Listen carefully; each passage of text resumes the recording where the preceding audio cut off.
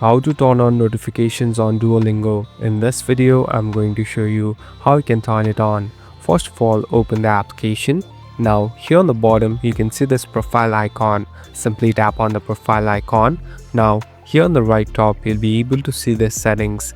Tap on settings. So here we're in the settings interface. Here you can customize and make different changes in the option.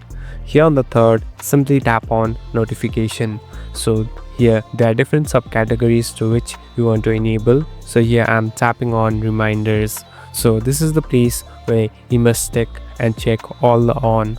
So here you can simply turn it on by pressing on them, and as you can see, all of them are enabled. So it's better you keep all of them on to have every notification of this app. Thank you for watching this video. I hope this video will help you.